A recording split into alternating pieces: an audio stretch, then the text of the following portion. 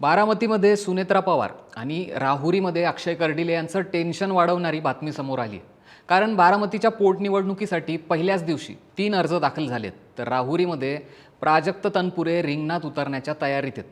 यामुळे दोन्ही मतदारसंघात निवडणूक बिनविरोध होईल ही शक्यता आता जवळपास मावळली आहे. बारामतीबद्दल बोलायचं झालं तर इथे अजितदादांनंतर सुनेत्रा पवार या प्रबळ दावेदार मानल्या जात होत्या. पण अर्ज दाखल करण्याच्या पहिल्याच दिवशी मतदारसंघात एकूण 3 अर्ज दाखल झालेत. विशेष म्हणजे 3 पैकी एकही उमेदवार हा बारामतीचा नाहीये. हे 3ही अर्ज बारामतीच्या बाहेरच्या इच्छुक उमेदवारांनी दाखल केलेत. यामध्ये जत तालुक्यातील सतीश कदम यांनी हिंदुस्थान जनता पार्टी, साताऱ्यातले सागर शरद भिसे यांनी अपक्ष म्हणून, तर सोलापूरच्या सांगोल्याचे राघू घुटुकडे यांनी न्यू राष्ट्रीय समाज पार्टी पक्षाकडनं अर्ज दाखल केलाय.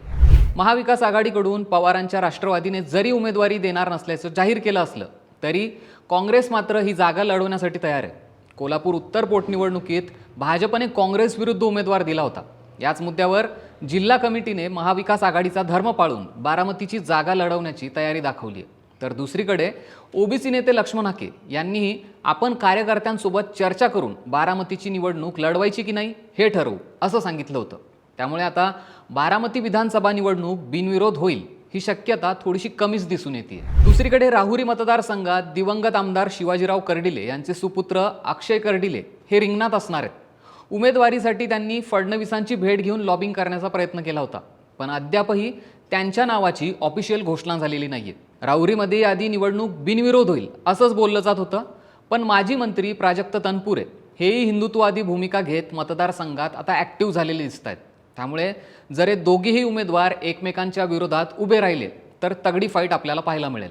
पण तरीही उमेदवारी जाहीर न झाल्याने दोन्हीही उमेदवार कुठल्या पक्षाकडनं लढणार हाही मोठा सस्पेन्स आहे. तनपुरे यांना भाजपने जर उमेदवारी दिली नाही तर कार्यकर्त्यांच्या आग्रहास्तव ते अपक्ष मैदानात उतरण्याच्या तयारीत आहेत असं सांगितलं जात आहे. त्यांच्या कार्यकर्त्यांनी त्यांना भाजपमध्ये प्रवेश करू नका, शरद पवारांच्या राष्ट्रवादीच्या चिन्हावर किंवा अपक्ष निवडणूक लढा असा आग्रह धरलाय. तनपुरेही संपूर्ण तयारीत दिसून येत आहेत, कारण गेल्या काही काळापासून त्यांनी घेतलेल्या हिंदुत्ववादी भूमिकेमुळे ते अपक्ष लढू शकतात असा जाणकारांचा अंदाज आहे. तर कर्डिले यांचं नाव अद्यापही जाहीर न झाल्याने संभ्रमाचं वातावरण आहे. त्यामुळे आता येत्या 2 ते 3 दिवसात हे चित्र स्पष्ट होऊ शकतं. पण शक्यतो मुख्यमंत्र्यांकडून प्राजक्त तनपुरे यांना विधान परिषदेचं गिफ्ट देऊन ही निवडणूक एकतर्फी किंवा बिनविरोध करण्याचा प्रयत्न सुरू आहे अशी ही माहिती आता मिळते.